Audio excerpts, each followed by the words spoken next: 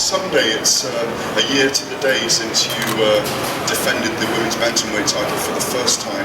Can you describe, in some ways, this extraordinary year in which perhaps you've become, people are talking about you as the biggest star now in the UFC organisation, and how far women's MMA has come in the last year on this platform?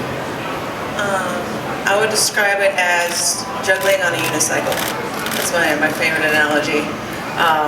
But it's been really fun. You know, it's definitely a whirlwind and it's challenging at times. And I think that women's MMA has made so much more progress than I even could have hoped for. That even within that 1 year, we've already added a second division.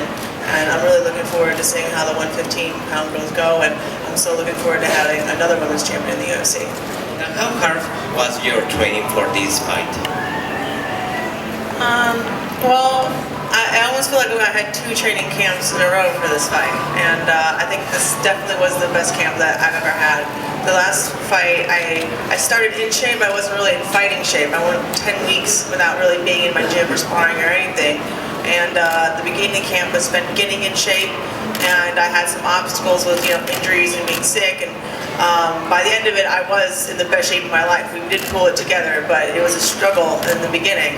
Whereas this camp, I started in the best shape of my life.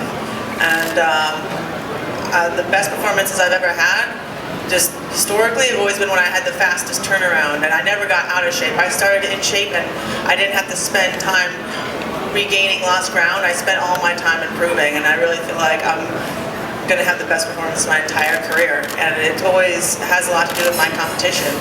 I fight better when I have higher level competition, and it's the same way with my sparring and everything.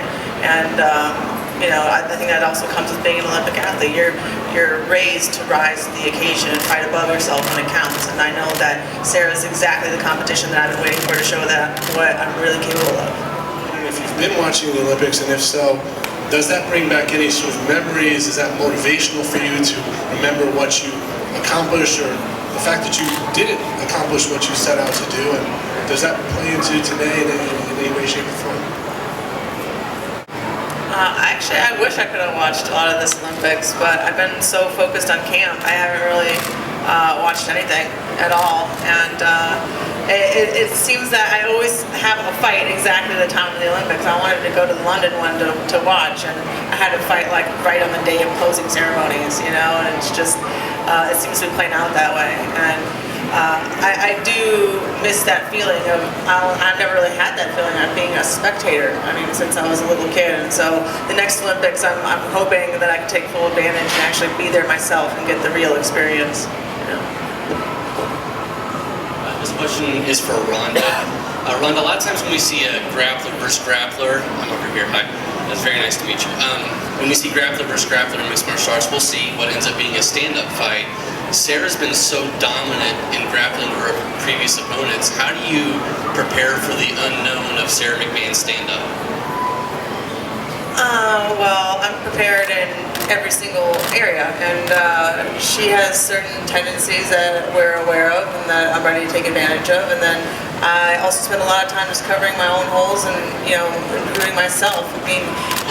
Everybody kind of forgets that I won the world title a year after my pro debut.